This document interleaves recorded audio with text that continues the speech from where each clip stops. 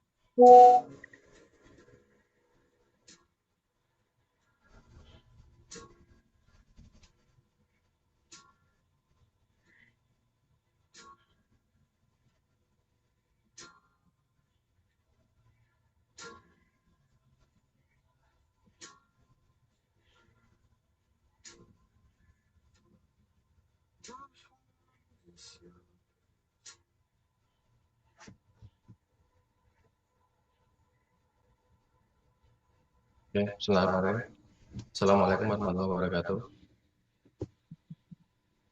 Waalaikumsalam warahmatullahi Waalaikumsalam wabarakatuh. warahmatullahi wabarakatuh. Eh, Oke, terima kasih.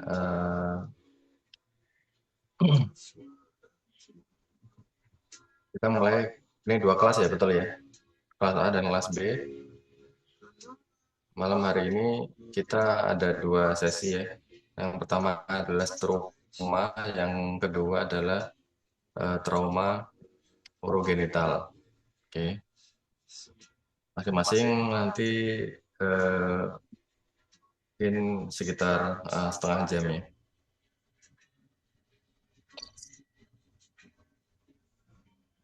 Baik, yang modul ini adalah modul tentang struma ya. Struma berarti kita belajar mengenai tiroid. Ada itu organ tiroid.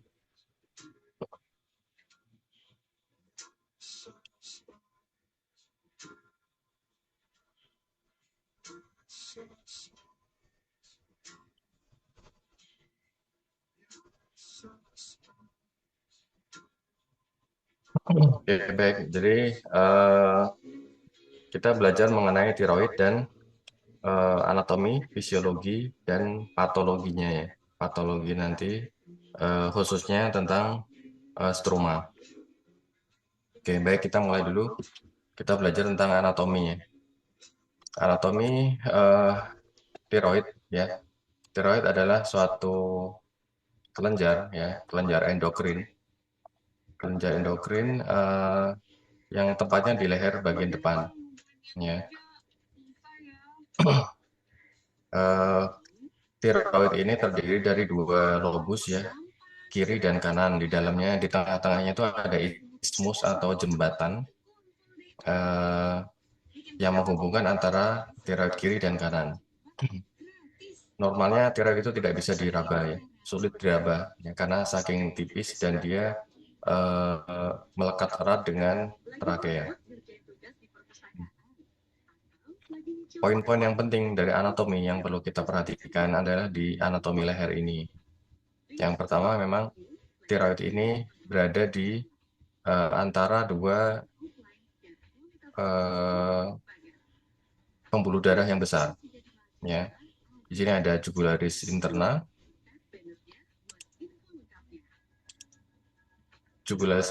dan arteri karotis. Kalian bisa meraba leher kalian sendiri. Arteri karotis interna di tepi dari trakea kalian. Karena bisa meraba itu ada denyutan. Di bagian dari sisi belakang itu dia melekat juga dengan esofagus. Jadi kita perhatikan di leher kalian itu, leher kita, di sisi depan itu ada organ pernapasan ya, trakea. Kemudian di bagian belakang adalah organ pencernaan, esofagus ya. Saluran napas dan saluran cerna itu nanti akan masih satu bagian di atas namanya eh, faring. Faring itu tempat masih bersatu antara saluran nafas dan pencernaan, kemudian berubah jadi trakea dan esofagus. Nah, tiroid itu berada eh, di depan dari trakea. Oke.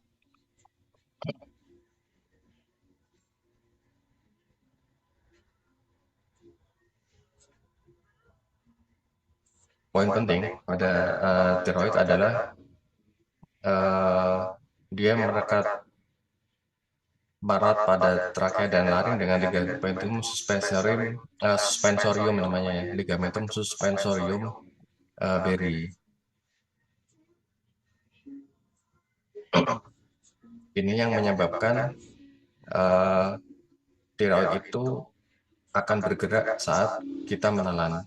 Jadi salah satu ciri-ciri bahwa benjolan atau mungkin kalau memang tiroid itu sudah membesar, yang membedakan itu dari tiroid atau mungkin benjolan itu berada dari lemak atau mungkin lipom, itu adalah benjolan. Kalau dari tiroid itu akan bergerak saat menelan karena dia eh, melekat pada tadi ligamentum beri.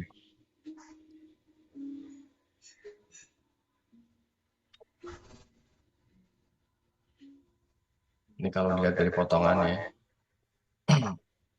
ini nggak terlalu poin penting antara ini. Yang penting dari eh, pada anatomi adalah kamu mempelajari anatomi dari leher, ya. Organ-organ penting di sekitarnya, mana ini trakea, mana esofagus bagian belakang, ya. Itulah kenapa kalian memasang pipa nasogastrik. Kalian harusnya masuk melalui hidung dan menyusuri dinding belakang itu akan masuk ke esofagus. Karena dinding depan itu nanti masuknya ke trakea.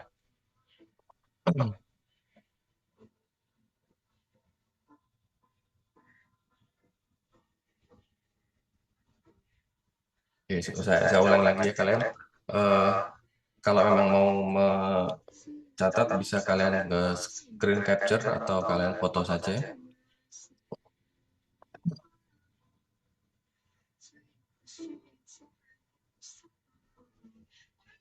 Ya, ini kita berbesar eh, posisi kelenjar tiroid dari organ-organ sekitarnya.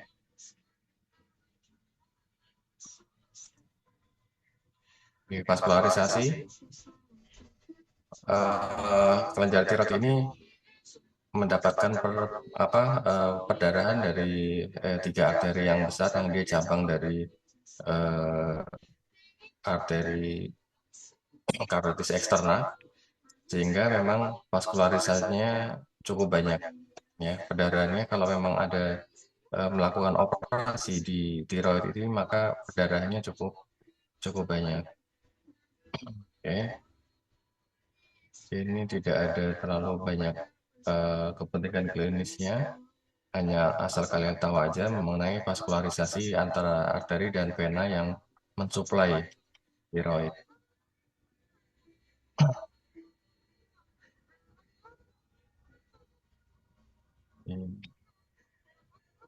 Ini kelenjar limfe seperti biasa dalam tinjauan anatomi. eh, Organ tiroid juga memiliki sistem pembuluh darah, pembuluh limfe, ya. Ini yang berpenting dalam penyebaran saat dia terjadi keganasan.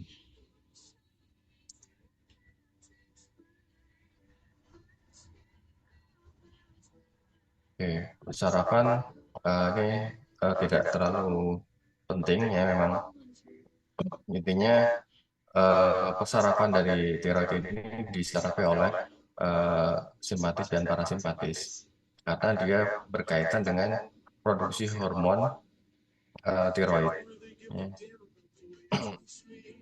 Seluruh aktivitas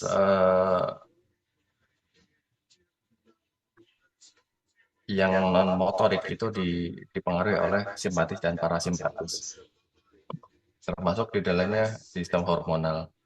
Dan tidak terkecuali tiroid ini dipengaruhi produksinya oleh simpatis dan parasimpatis. Hmm. Kelenjar paratiroid. Kelenjar paratiroid ada di empat ya, ada empat berada di masing-masing ujung dari tiroid.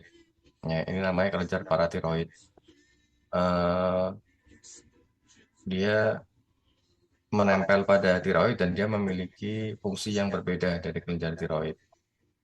Ini berpengaruh pada suplai eh, metabolisme kalsium kelenjar ini.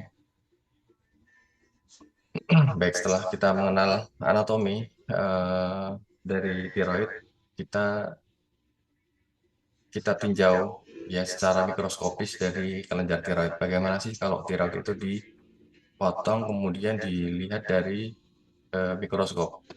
Oke. Eh, tiroid itu kalau dilihat di dalam itu ada sel-sel folikel ya. Sel folikel, eh, kemudian ada namanya parafolikular sel. Parafolikular sel berada di tepi-tepi dari sel folikel.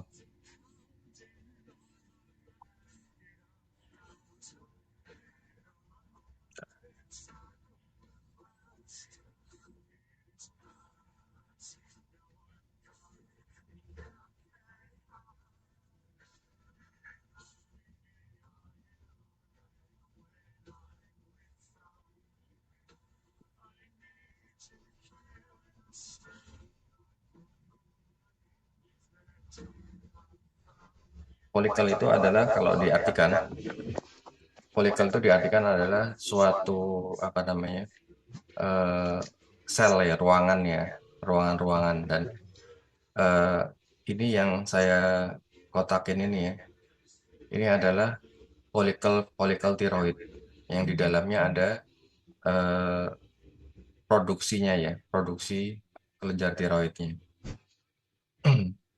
Sedangkan sel-sel yang mengelilingi ini adalah eh, sel folikuler dari tiroid.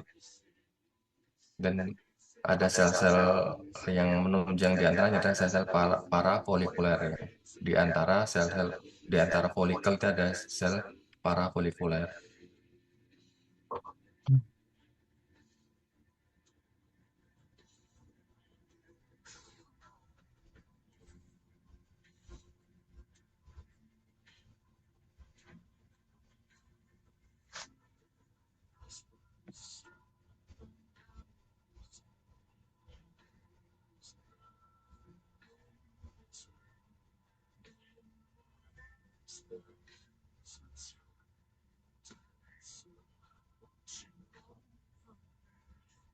Jadi inti dari folikel ini dikelilingi oleh sel-sel folikuler ya. Dengan kalau ada hormon TSH adalah hormon thyroid stimulating hormone.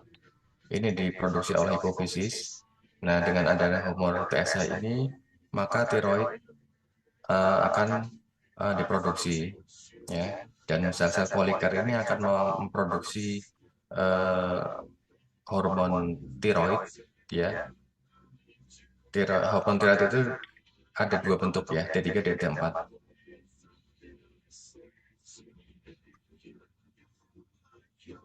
Jadi yang nomor satu ini adalah yang angka nomor satu ini adalah produk-produknya ya, produk dari tiroidnya.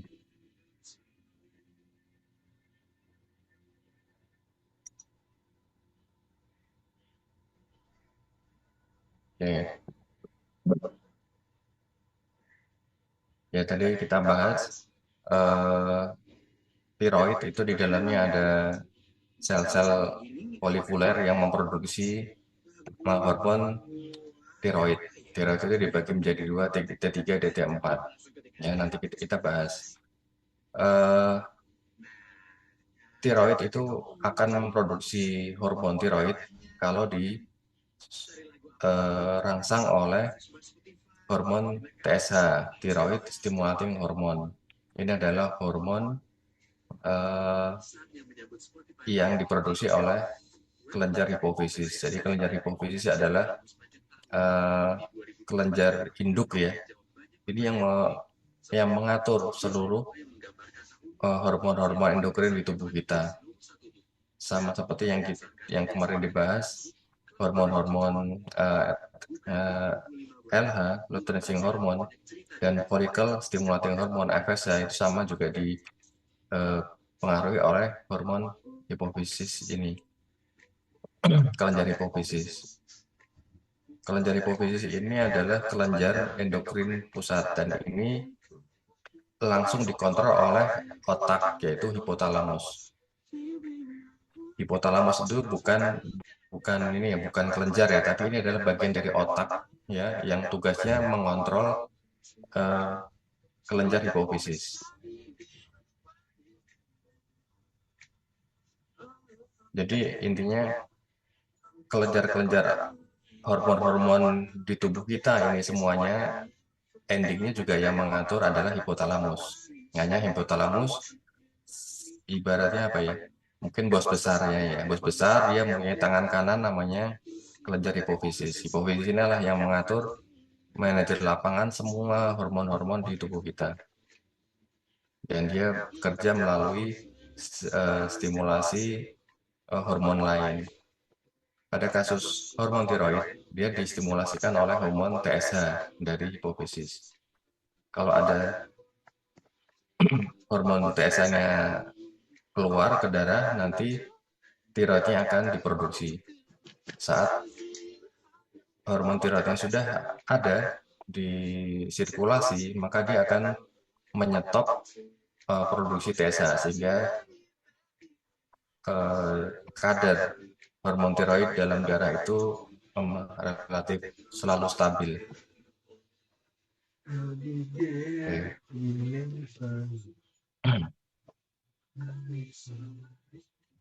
Tiroid ini tadi ya, kenapa kok namanya ada T3, T4? Ini adalah tergantung dari jumlah iodinnya dalam hormon. Jadi secara kimiawi, hormon tiroid itu ada hormon tiroid yang dinamakan tiroksin ya. Kalau di sini jangan bingung. Hormon tiroid atau tiroksin ini ada dua bentuk, T3 dan T4, tergantung dari jumlah gugus iodin dalam hormon itu. Kalau 4 namanya T4, kalau 3 namanya T3. Dua-duanya ada dalam kelenjar tiroid. Dua-duanya juga diproduksi sama. Okay.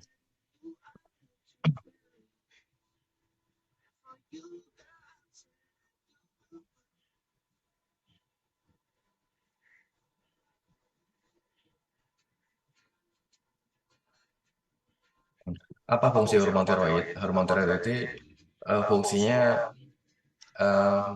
meningkatkan kecepatan metabolisme tubuh. Ya. Ibaratnya adalah kecepatan putaran mesin ya suatu motor itu dikendalikan oleh kadar hormon tiroid. Ya.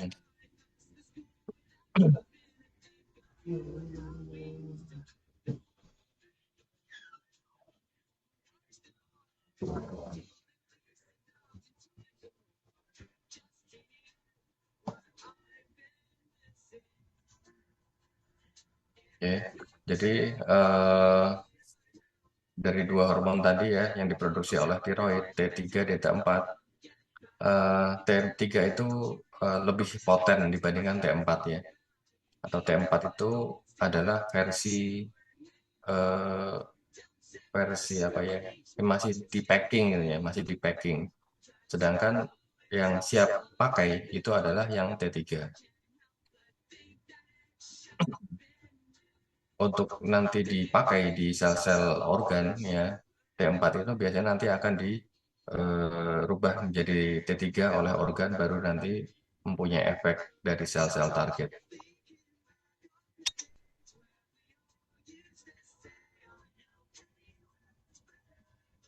Ya, tadi tiroid juga dia selain memproduksi hormon tiroid, dia juga mengeluarkan tadi dari sel-sel parafolikuler tadi, dia memproduksi hormon kalsitonin. Dia mengatur regulasi kadar kalsium dalam darah.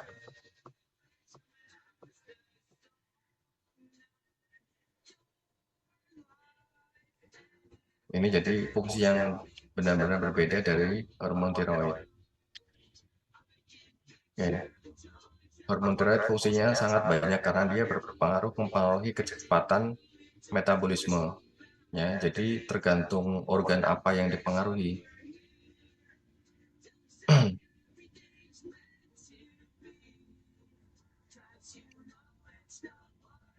Kecepatan berpikir, kecepatan otak, kecepatan metabolisme usus, kulit, ginjal, jantung, semua organ itu diatur oleh tiroid. Jadi semua kalau kadar tiroidnya tinggi, maka seluruh organ di tubuh kita itu kecepatan metabolisme jadi semakin tinggi, ya. Kecepatan memecah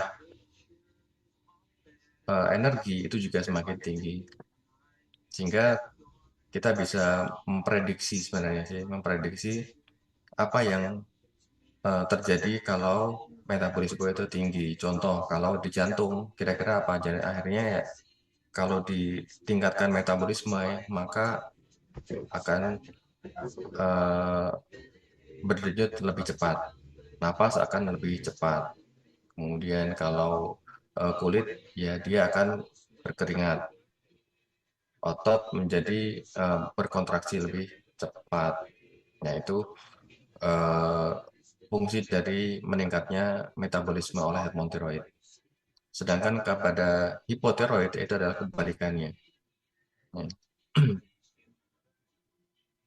Efek hormon tiroid ini bisa kita prediksi dari organ apa yang dipengaruhinya.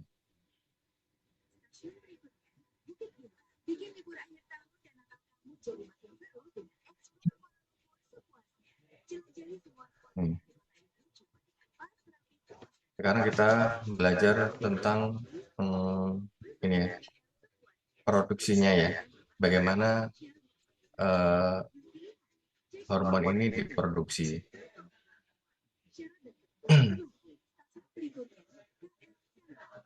Jadi intinya produksi hormon tiroid ini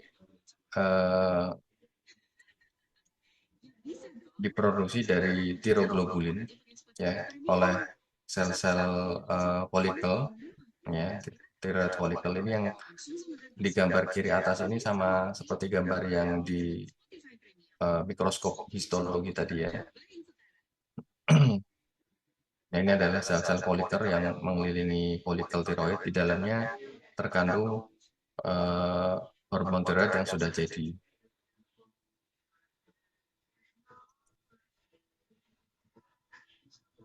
Fungsinya cukup rumit, ya. Asal kalian tahu aja, ini adalah suatu oksidasi, iodinasi, sehingga hasil akhirnya adalah tiroglobulin T3 dan BF4.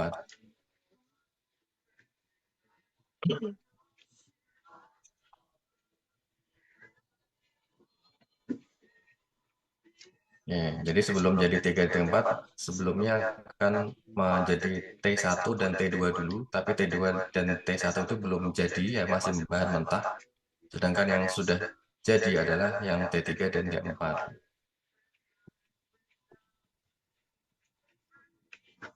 Ya, mayoritas yang dikeluarkan adalah T3.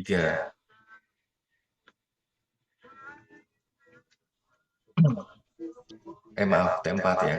kayak 80-90% T4 dan hanya sedikit yang T3 karena T3 itu lebih aktif.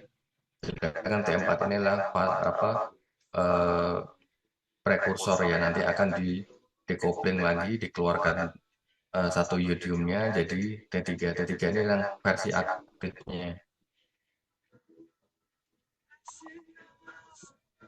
Oke, kita bahas lagi tadi ya. Hipotalamus, terus kemudian hipofisis. Hipofisis itu nama lainnya pituitari. Ya. Hipofisis anterior, anterior pituitari. Ini yang mempengaruhi hormon tiroid. Nah, nanti kita akan bisa, kalau kita paham mekanisme ini mekanisme sederhana ya, mekanisme umpan balik sederhana, kita bisa memprediksi nih kelayanannya pada apa kalau nanti pemeriksaan TSA dan T4 dan T3. Nanti kita lihat tentang patologi struma.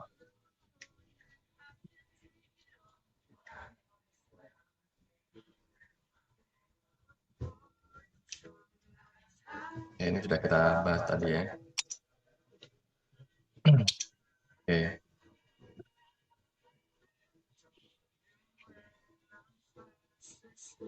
Kita bahas patologi tentang tiroid dulu ya, tentang fungsinya ya. Kita paham tentang hipertiroid. Hipertiroid itu adalah patologi mengenai fungsi ya, fungsi yang berlebihan dari hormon tiroid. Tidak selalu ya, tidak selalu hipertiroid ini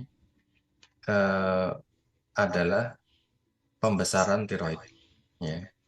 Mayoritas memang membesar, namun tidak selalu.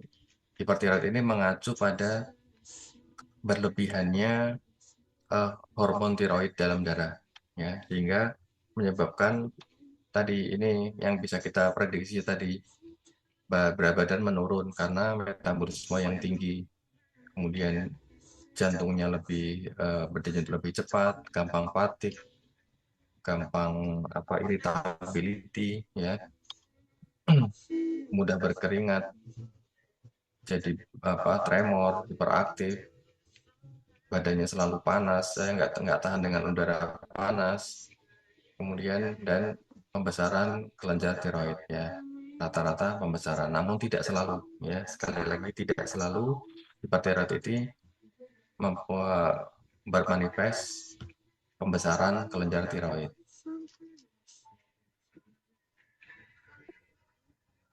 Oke, jadi ini simptom-simptomnya sangat banyak ini, tapi bisa kita prediksi ya.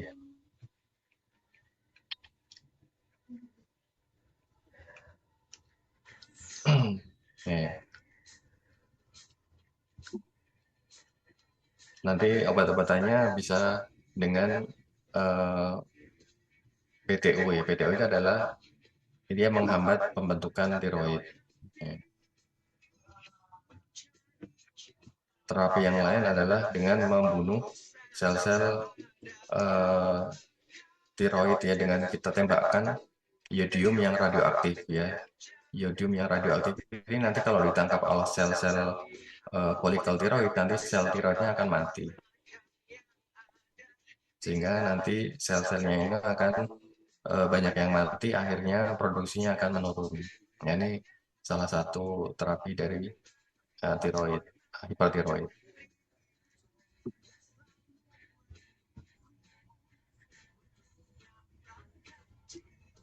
Terapi yang lain adalah dibuang atau dikurangi, dipotong kelenjarnya. Namun efeknya kalau dibuang semua malah jadi akan hipotiroid.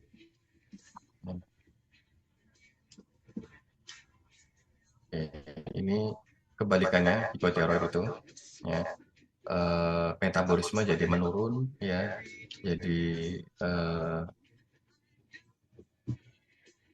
efek pencernaannya jadi melambat, hanya konstipasi, jadi selera makannya menurun, jadi gemuk ya, karena metabolismenya jadi lambat, dan lain-lain ya, ini bisa diprediksi juga.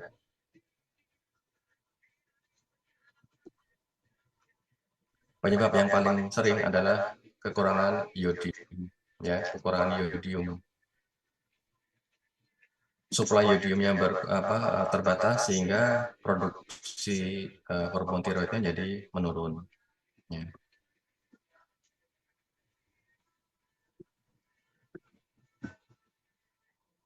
Oke.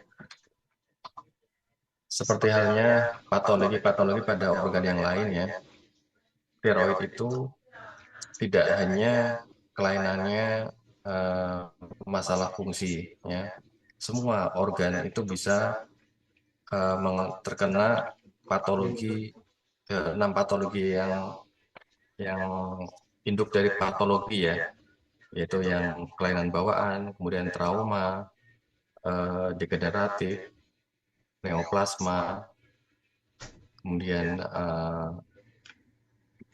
intoksikasi ya. Jadi pada tiroid ini patologi yang utama adalah gangguan fungsi ya, gangguan fungsi, gangguan suplai iodium, namun bisa juga terjadi karena neoplasma atau tumor. Nah, di dalam kasus hipotiroid ini ya, salah satu yang paling sering ini adalah eh, infeksi ya, infeksi, bukan infeksi ya, tiroiditis itu adalah peradangan namun dipengaruhi oleh autoimun ya, tiroiditis Hashimoto. Cukup unik ya, autoimun, penyakit yang cukup unik patologinya, maka diberi nama penemunya ya, Hashimoto. Jadi penyebab hipotiroid selain kekurangan iodium juga ada autoimun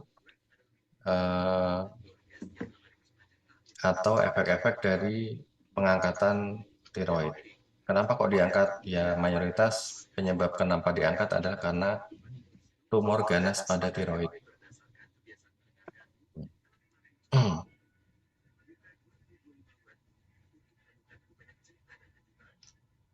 Penyakit kongenital juga bisa ya, bisa terjadi penyakit kongenital, kemudian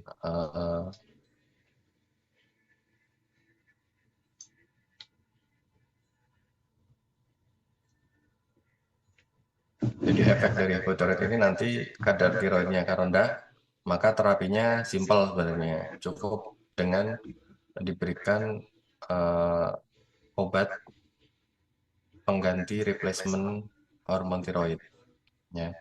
Dan ini sudah banyak ya, banyak sekali, dan harganya pun relatif cukup murah, dan ini dipakai pada semua orang-orang yang sudah diangkat tiroidnya. Dia tiap hari seumur hidup harus minum eh, hormon tiroid ya. Kalau di pasaran namanya Tirax ya. Tirax itu hormon tiroid buatan yang dia dipakai untuk pengganti hormon tiroid.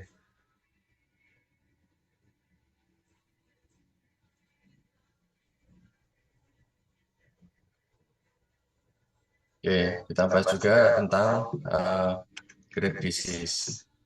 Mungkin kalian juga eh, bisa mencari tahu ya, Graves' disease adalah suatu penyakit. Kalau ini manifestasinya adalah hipertiroid ya.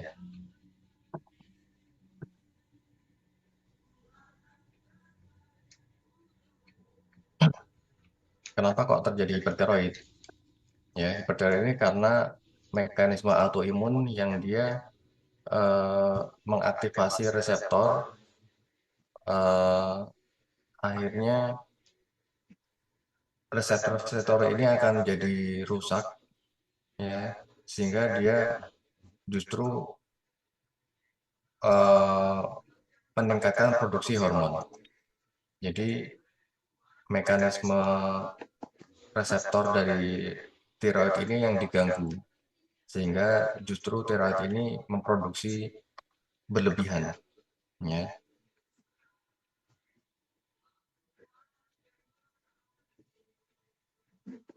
Jadi semua tanda-tanda hipertiroid akan muncul di sini.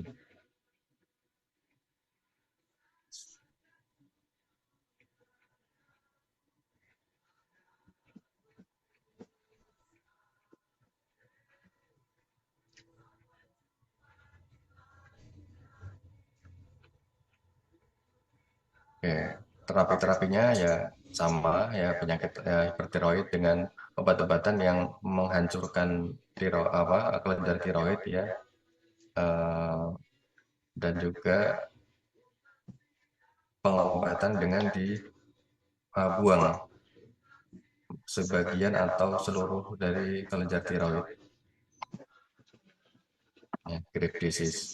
Jadi Graves' disease ini adalah bentuk penyakit hipertiroid yang akibat autoimun. Kalau yang Hashimoto adalah hipotiroid autoimun, kalau Graves' disease adalah hipertiroid autoimun. Oke, kita sekarang membahas tentang struma. Apa itu struma? Struma adalah pembesaran kelenjar tiroid, ya.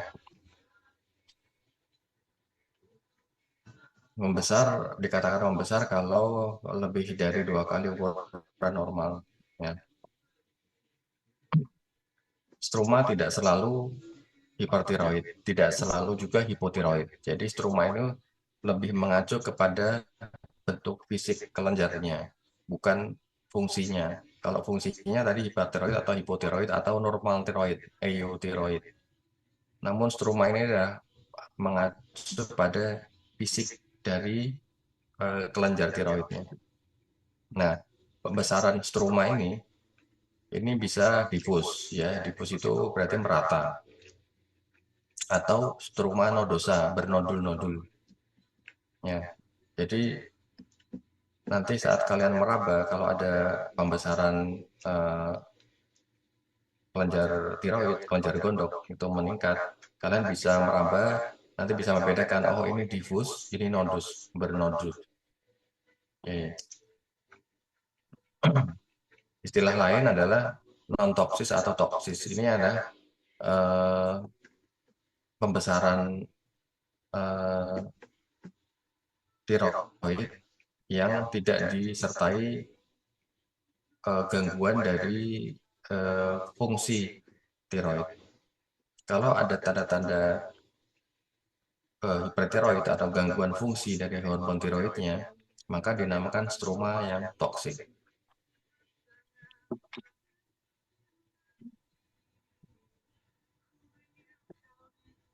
Ya,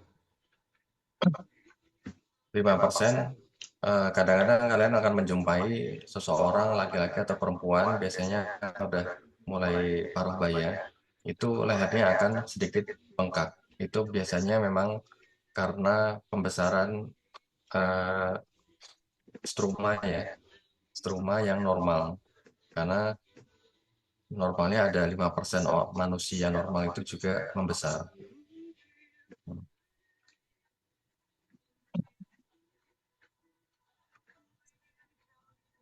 Seringkali pembesaran tiroid ini tidak nyeri, ya, tidak nyeri, tidak ada keluhan apa-apa.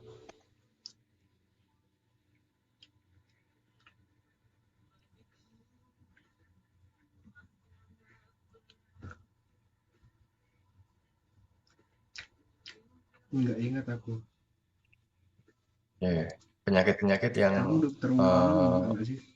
membesar tapi ada toksik, ya, itu salah satunya tadi Graves dan Hashimoto.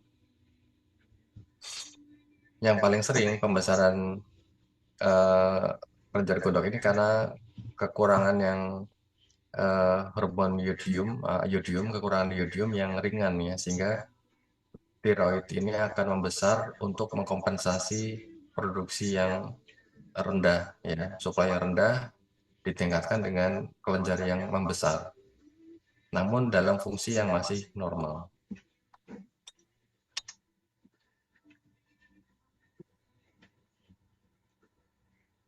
Oke. Sekarang yang nodul, ya, nodosa tadi, ya, struma yang nodosa.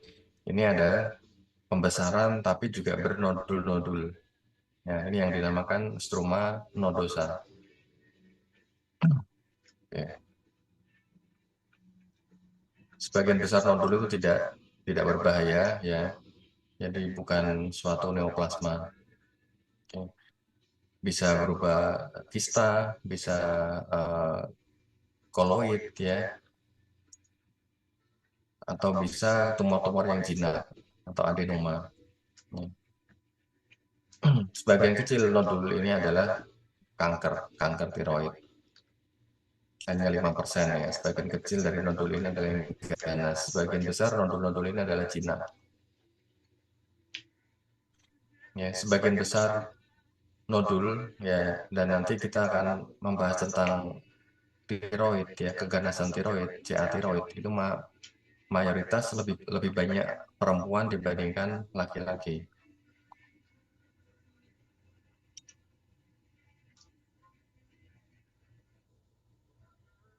Oke, ini tadi nodul ya, nodul itu biasanya penyakitnya adalah neoplasma ya, walaupun tidak selalu. Sedangkan kalau ini kita bahas tentang inflamasinya, tiroiditis ya. Inflamasi ini bisa bermanifest hiper atau hipo ya. Kalau hipo itu contohnya adalah yang Hashimoto ini ya.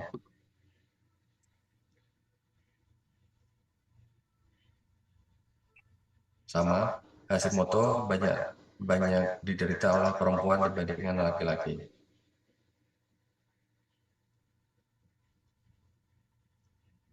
Faktor-faktor risikonya adalah diabetes, banyak terjadi ya, bukan faktor risiko ya, banyak terjadi pada eh, kelainan bawaan diabetes tipe 1. Ya.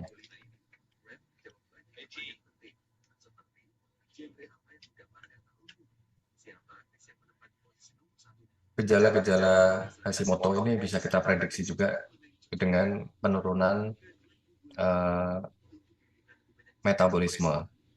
Menurunnya metabolisme tubuh, maka efeknya ya seperti ini. Eh, Sulit untuk BAB ya, fatigue, cepat lemas, kulitnya kering ya, karena produksi kelenjar keringatnya menurun ya.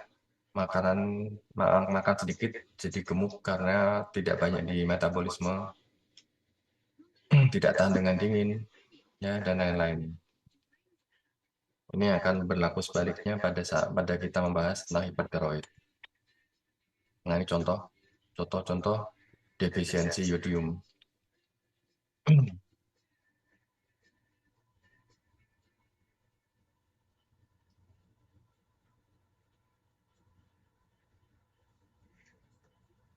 Ini adalah contoh defisiensi yodium ya, yang sudah berlangsung kronis. Kenapa bisa besar? Defisiensi yodium akan menyebabkan tiroid membesar karena tubuh akan berusaha menstabilkan eh, produksi hormon tiroid dengan membesarkan kelenjarnya, sehingga lebih efisien dalam membentuk hormon tiroid.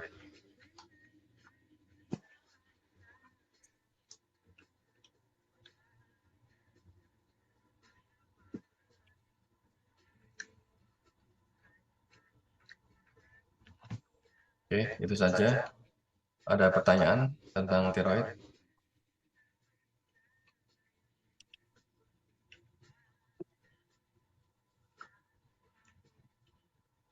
Wih,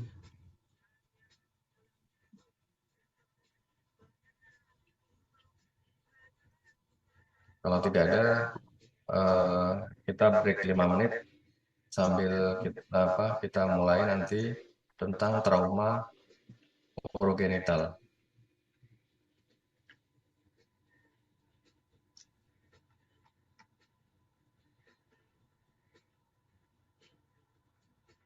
Baik, dok.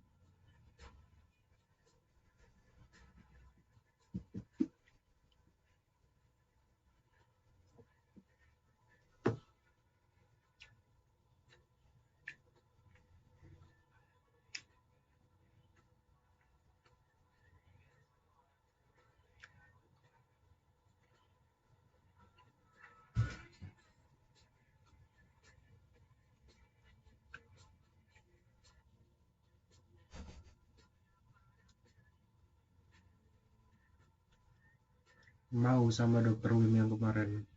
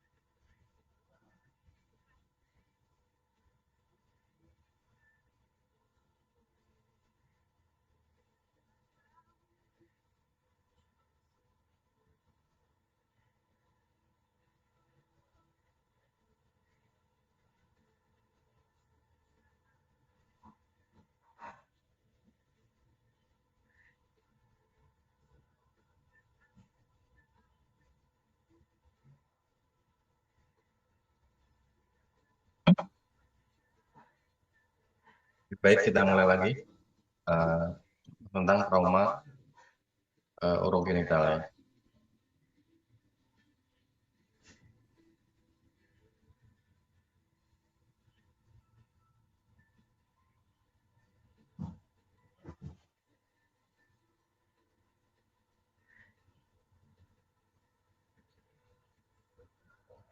Oke, jadi kita membahas kaitannya dengan urogenital lagi ya. Eh, Kali ini tentang patologinya trauma ya. Kita bahas trauma ya. Seperti nanti kalian akan belajar semua sistem organ, semua penyakit-penyakit ya. Tadi sudah saya bahas, akan ada patologi itu eh, macam-macam, ada 6 ya. Ada di antaranya adalah trauma ya. Ada kongenital, ada degeneratif, ada kemudian neoplasma. Dan ini kita bahas tentang patologi-patologi trauma di sistem urogenital. Yang kita bahas pertama adalah yang paling sering kita trauma ini akan bisa terjadi dalam semua organ ya. Semua organ bisa saja trauma. Namun tidak semua kita bahas ya. Kita bahas dari yang paling sering dan karena paling sering dan sering ditemukan di klinis, maka sebagai kurikulum pun pengajaran dan bahkan nanti ujiannya akan banyak pada organ-organ tertentu saja ya. Yang pertama adalah ginjal ya. Eh, Trauma ginjal ini adalah trauma traktus urogenital yang paling banyak ya. 10% dari seluruh trauma di tubuh. Jadi pada seorang yang kecelakaan lalu lintas ini seringkali ginjal ini trauma.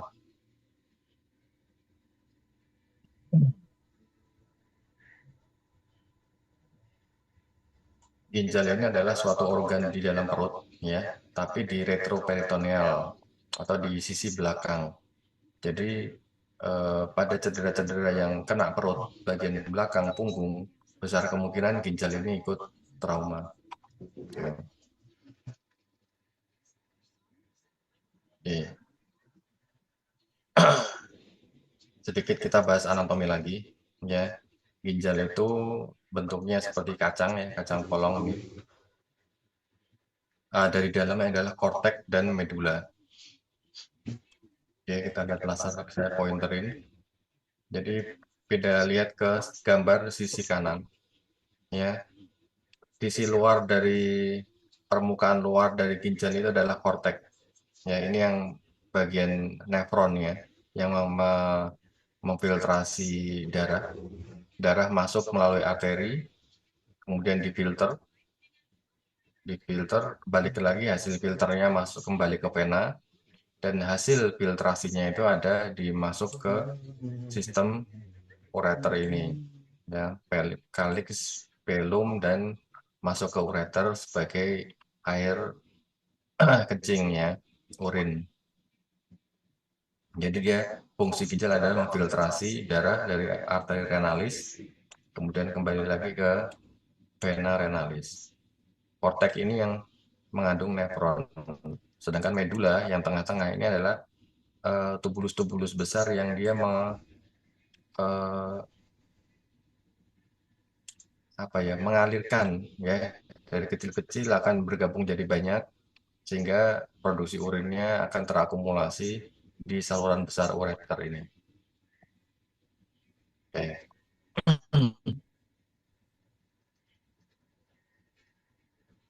Ini contoh-contoh trauma pada ginjal. Ini nanti akan ada klasifikasinya, ya. Kalau klasifikasi 1, ya, derajat 1 adalah hanya hematom, ya, hematom aja. Sedangkan kalau derajat 2 itu sudah laserasi, tapi kurang dari 1 cm. 3 itu sudah laserasi lebih dari 1 meter. 4 ini sudah masuk ke menembus medula dan kena sistem arteri atau pembuluh darah besarnya. Sedangkan pada derajat 5 atau paling parah ini sudah hancur. Ya. Nanti kita bahas di bagian belakang tentang derajat trauma ginjal ini. Penyebabnya dibagi dua, ya, trauma tembus atau tumbul. Yang paling sering adalah trauma tumbul, ya. Trauma tembus bisa karena tembakan, kena peluru, eh, atau ditusuk oleh benda tajam, pisau yang paling sering. Kalau trauma tusuk, itu kalau sudah kena ginjal, besar kemungkinan organ yang lain ikut kena, karena sebenarnya ginjal itu tersembunyi, ya, bagian yang aman, karena dia terlindungi oleh tulang rusuk. Namun kalau sampai trauma ini mengenai ginjal, berarti besar kemungkinan organ lainnya, hepat, lien, usus di dalam perut itu ikut terkena. Nah, jadi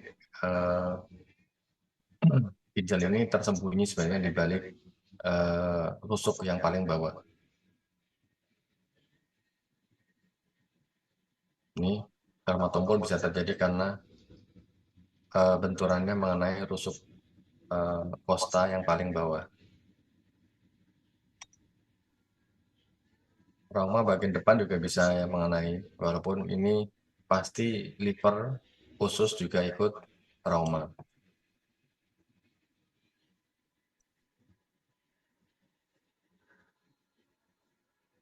Jatuh terduduk dari ketinggian juga bisa menyebabkan trauma ginjal.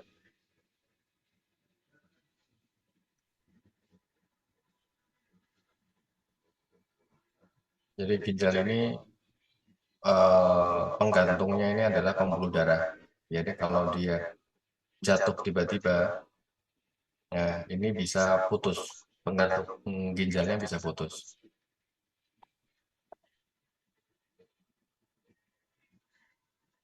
Ya. Rata-rata adalah trauma tumpul ya, kontusio. Nah, ini klasifikasi. Ini normal, derajat 1 hanyalah hanya hematom-hematom ya atau hematom perirenal.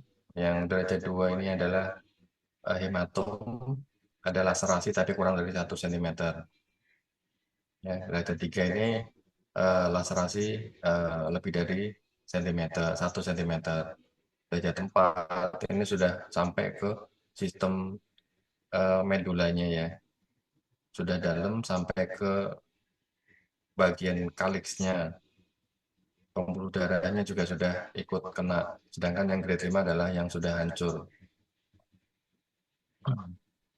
Nah, bagaimana kita bisa melihat menilai grading ini, yaitu dengan pemeriksaan CT scan abdomen kontras. Oke. Maka pada kasus-kasus trauma abdomen itu, kalau eh, rumah sakitnya memiliki CT scan abdomen kontras, maka itu harus dilakukan. Kecuali tidak ada, maka hanya bisa dilakukan dengan USG. Namun USG tidak bisa detail melihat klasifikasi dari derajat trauma ginjal ini.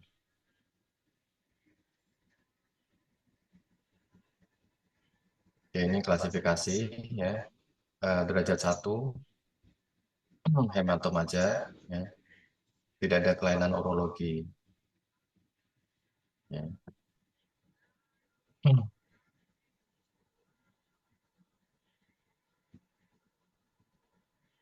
Derajat 3 adalah hematom perirenal, ada laserasi lebih dari 1 cm.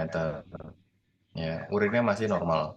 Ya, artinya kalau dipasang kateter, urinnya masih jernih ya, tidak sampai merah.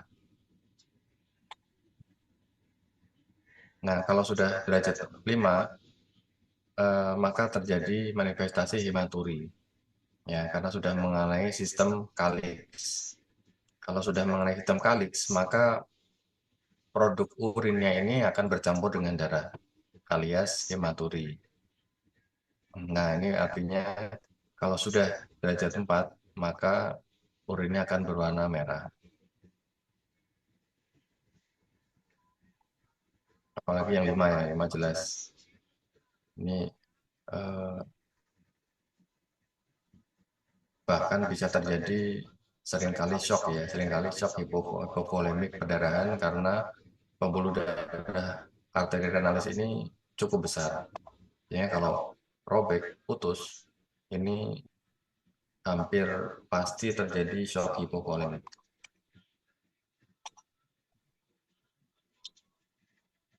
Oke, bagaimana cara mendiagnosis eh, ginjal ini kena apa enggak, trauma apa enggak?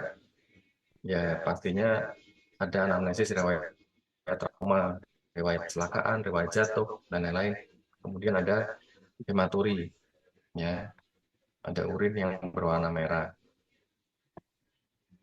Kemudian ada hematom di lagioplank ya, di pinggang bagian bawah, ada fraktur kosta di bagian paling bawah, dan adanya hipotensi, hemodinamik yang tidak stabil, tensi yang turun, nadi yang cepat. Oke. Dulu imaging itu pakai IVP ya, intravena pielografi. Namun sekarang yang paling disarankan adalah CT scan abdomen kontras. Kalau tidak ada CT scan kontras, maka dipilih IVP. Kalau tidak ada IVP, dipilih USG.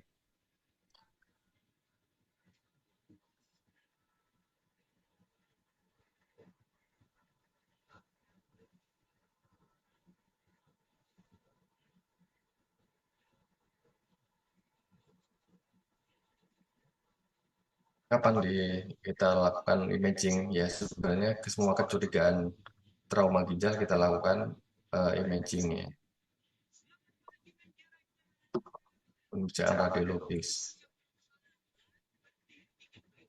Lalu bagaimana kalau kita sudah eh, mencurigai ada trauma ginjal, maka yang pertama adalah dipasang kateter urin, ya.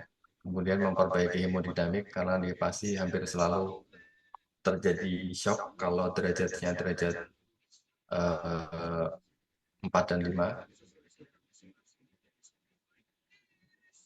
Nah, tujuannya apa kalau kita untuk melihat staging tadi ya, derajat?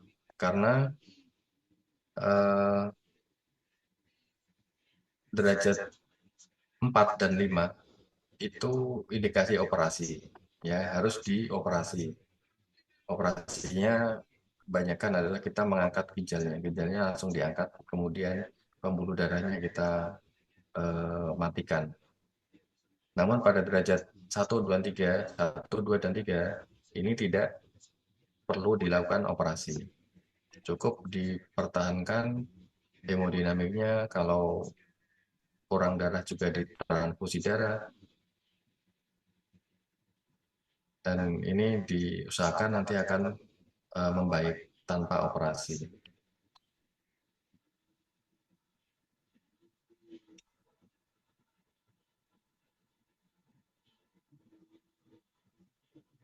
Oke, derajat 5 ya. Sekarang bahkan derajat 4 itu tidak dioperasi ya. Hanya derajat 5 yang dioperasi.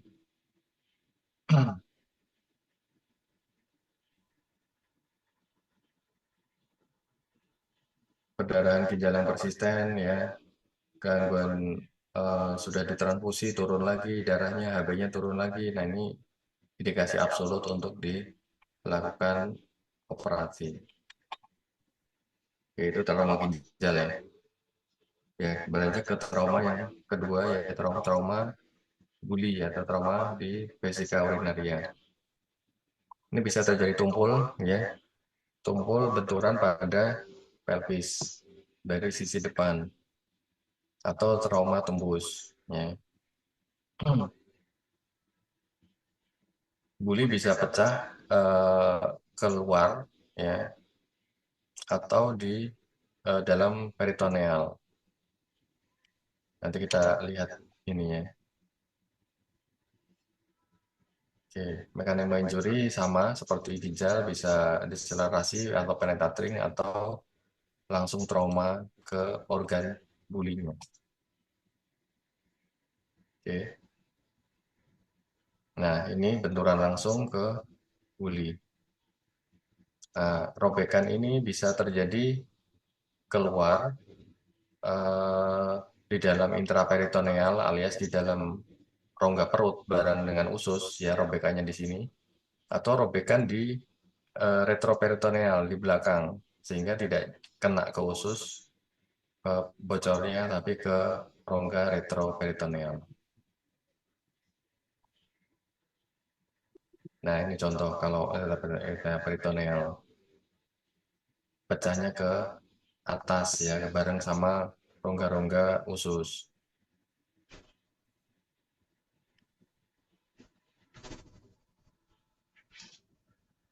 Nah, ini kalau rupturnya ekstraperitoneal, jadi di organ di bawah atau di belakang, ini berarti ekstraperitoneal robekan.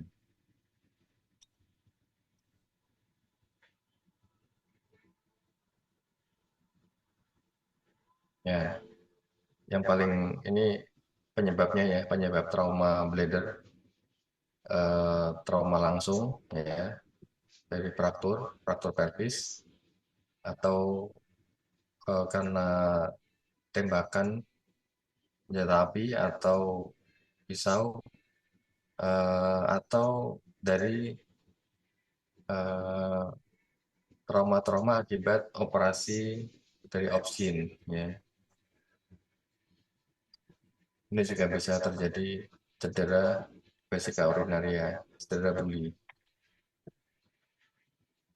Histerektomi ini operasi opsin yang paling sering ya. Kemudian operasi-operasi urologi juga bisa menyebabkan cedera pada buli.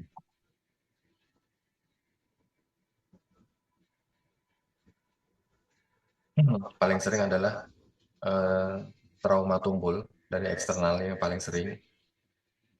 Kemudian iatrogenik tadi ya, dari objin ya, kebanyakan. Ini hanya 14% secara epidemiologi.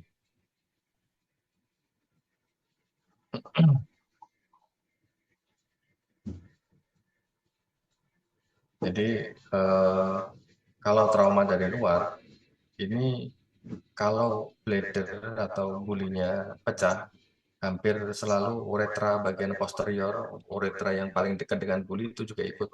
Karena uretra ini bahkan lebih mudah ruptur dibandingkan buli.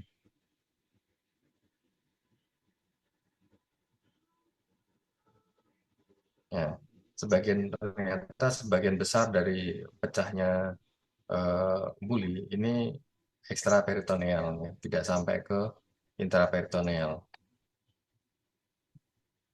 Nanti pengelolaannya akan berbeda antara intraperitoneal dan ekstraperitoneal. Oke, apa sih tanda-tandanya buli itu ruptur? Nah, ini ada trias ruptur ya. Ada hematuri, kemudian nyeri pada suprapubik dan nggak bisa kencing. Ini adalah trias ruptur buli. Oke. Ada lagi kalau dia ada pecahnya ke intraperitoneal, ini ada tanda-tanda yang lain ya. Ada tanda-tanda peritonitis di situ, nyeri eh, peritoneum, ada defans, ya, bising usus menurun. Ini berarti ada tanda-tanda ruptur ke intraperitoneum.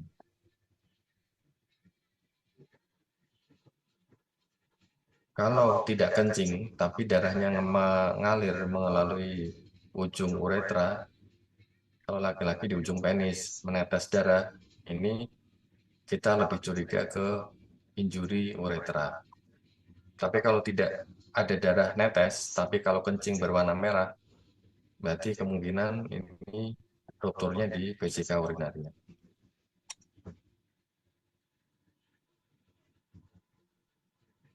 Ya, 90% ya, lebih sebagian besar itu pasti ada hematuri.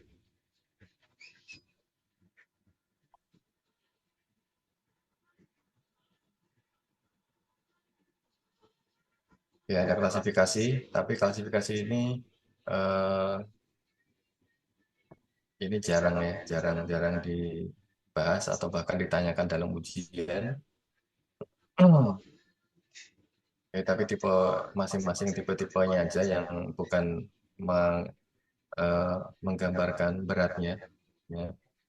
Intinya klasifikasi sebenarnya lebih kedua tadi ya, intraperitoneal atau ekstraperitoneal.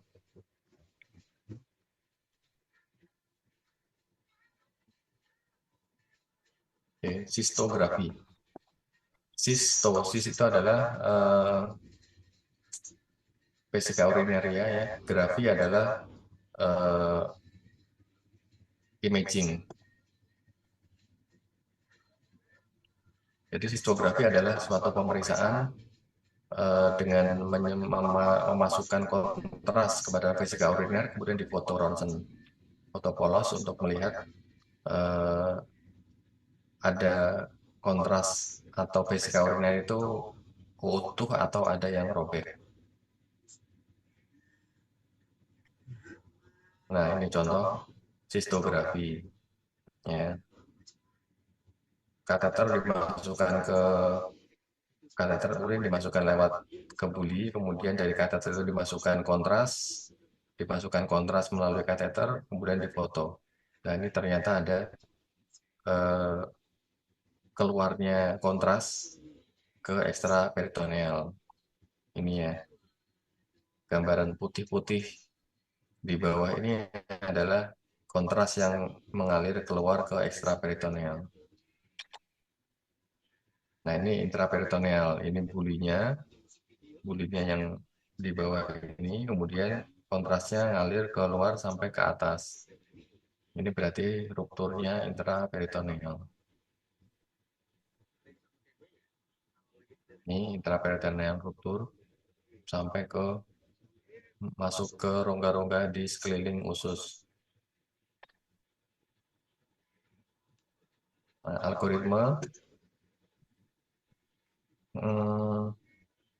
intinya ya, kalau sudah ketemu ekstraperitoneal itu cukup dipasang kateter saja sudah selesai.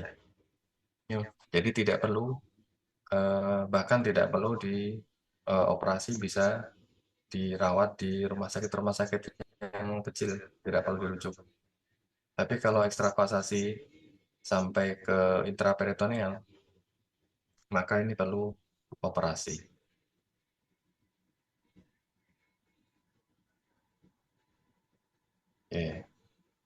Kalau ada trauma di urogenital ya, traktus urinarius ya, khususnya traktus urinarius. Kalau tidak ada perdarahan di uretra, maka pasang kateter. Kalau nggak ada hematori, jadi aman, berarti hanya observasi. Kalau ada perdarahan di urin, maka dilakukan CT scan atau histogram. Oke, itu algoritma dari trauma traktus urinarius. Apa komplikasinya? Abses, hematom, ya. Kalau intraperitoneal lagi makanya perlu dioperasi karena dia hampir pasti terjadi peritonitis. Maka ini wajib dioperasi. Pada ekstraperitoneal cukup dilakukan hanya drainase saja, ya. Nanti dievaluasi, diulang lagi sitografinya. Biasanya akan menutup dengan sempurna.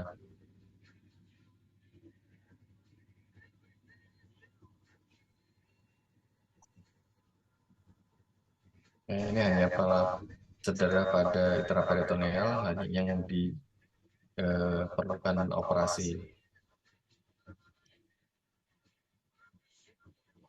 Namun pada cedera yang luas, ekstraperitoneal yang luas, atau ada cedera organ yang lain, maka bisa dipertimbangkan untuk operasi.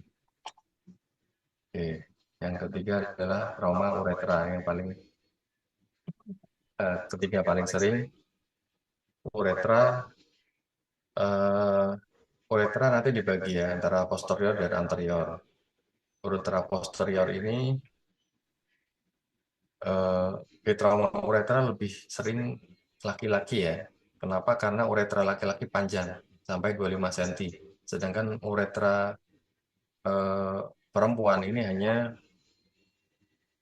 5 cm ya. Sehingga jarang terjadi trauma uretra. Dan uretra pada laki-laki ya, yang dibagi anterior dan posterior. Ini posterior yang paling sering.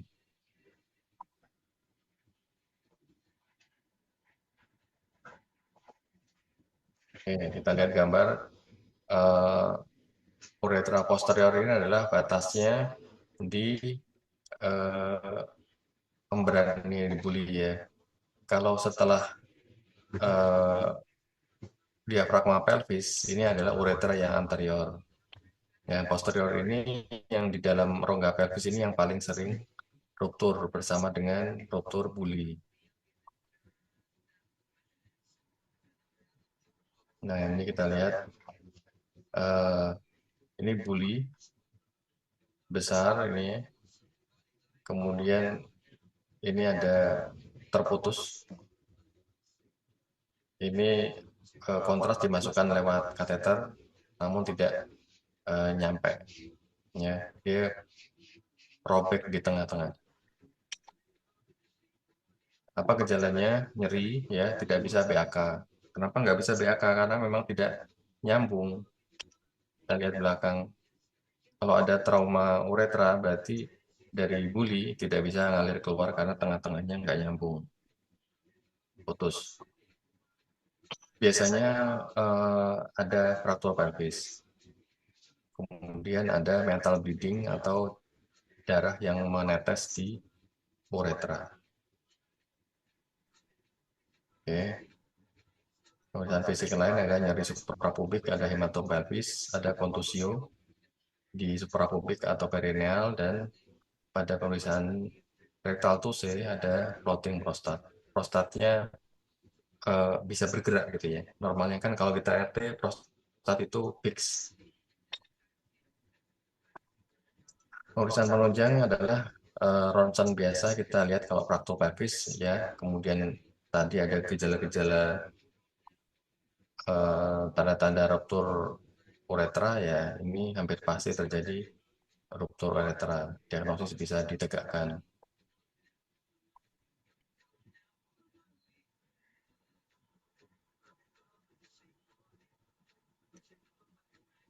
Ya. Yang paling bagus adalah uretrogram, ya, uretrografi. Uretrografi itu bisa dari atas buli di apa kontrasnya dimasukkan melalui buli ataupun dengan dari kateter lewat bawah. Nah, apa kalau terjadi ruptur uretra, maka yang penting adalah kita sistostomi, ya, kita alirkan urin dulu melalui sistotomi suprapubik. Karena bagaimanapun kalau ruptur pasien tidak bisa kencing, maka ini berbahaya, jadi harus dialirkan dulu urinnya.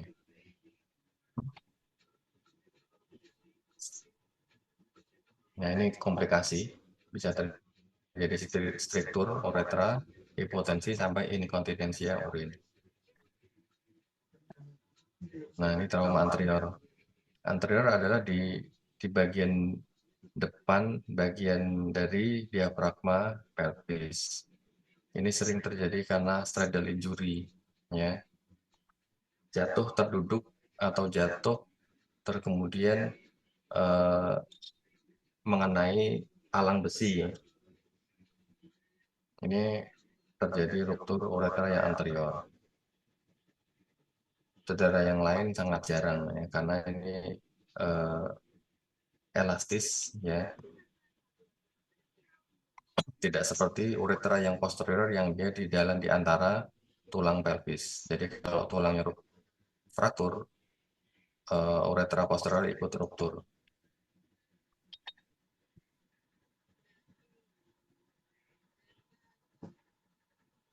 Oke, pemeriksaan penunjangnya sama ya, dilakukan uretrografi.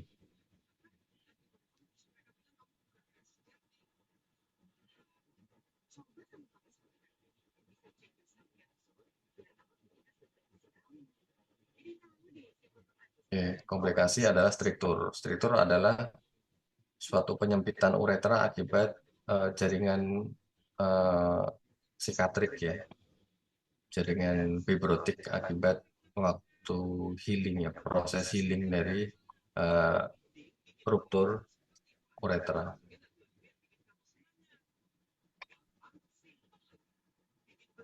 Trauma-trauma genital yang lain ada trauma penis. Ini eh, walaupun jarang ya, ya pernah sih. Kemudian ada amputasi penis, atau biasanya ada karena tindakan penganiayaan kriminal, ini bisa terjadi trauma penis. Trauma skrotum juga bisa, ya. Seringkali karena skrotum ini eh, bukan organ yang vital, artinya bahkan testis pun bisa dibuang dengan aman. Ya, hanya komplikasinya dia infertilitas saja. Namun trauma-trauma skrotum ini jarang yang sampai fatal.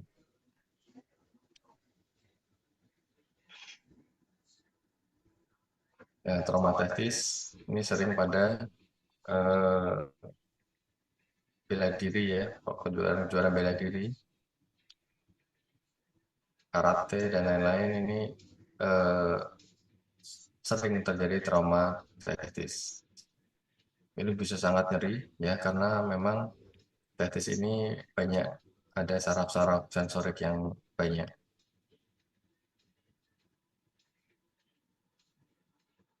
Rata-rata hanya hematoma aja dan fungsi testis ini tidak terganggu. Seseorang laki-laki bisa hanya eh, tetap fertil hanya dengan satu testis. Walaupun tidak sesempurna dengan dua testis. Sehingga kalau ada trauma dan testis yang kiri atau kanan itu rusak, bisa dilakukan paling parah bisa dilakukan orgidektomi atau pengangkatan testis dengan aman.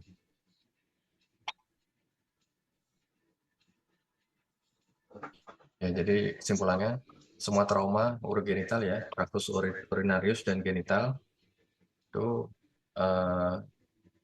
kita harus tegakkan diagnosisnya dulu ya dengan gejala dan tanda dan pemeriksaan penunjang.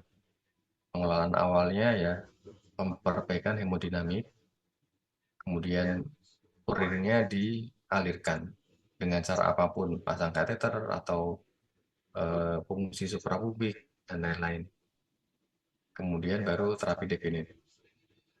Terapi definitif ini bisa dirujuk atau diberikan ke vaskes yang lebih lanjut. Oke, itu saja dari saya. Ada pertanyaan silakan. Saya lihat di komentar chat nggak ada ya, nggak ada yang tanya. Oke, kalau ada pertanyaan silakan nanti ditanyakan melalui Komting, bisa melalui Japri juga bisa.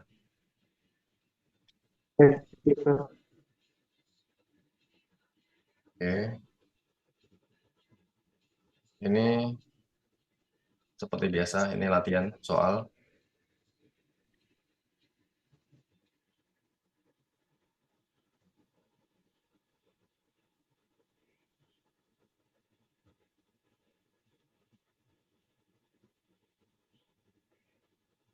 Saya masukkan di kolom chat untuk latihan kalian soal sekaligus untuk absen ya. Oke, jadi saya sudah memberikan 3 materi ya dengan kemarin ya. Untuk ujian-ujian akhir semester nanti saya tidak jauh-jauh memberikan soal dari yang saya sampaikan. Ya, materi yang saya sampaikan saya tidak jauh-jauh dari itu. Oke, mungkin itu saja. Kalau tidak ada pertanyaan lagi, silakan dikerjakan latihan soalnya. Saya tunggu hari ini. Terima kasih atas perhatiannya. Sekian, wassalamualaikum warahmatullahi wabarakatuh. Waalaikumsalam warahmatullahi Waalaikumsalam Waalaikumsalam warahmatullahi warahmatullahi wabarakatuh. wabarakatuh. Terima Terima kasih, kasih, kasih, Dok. dokter. Dok.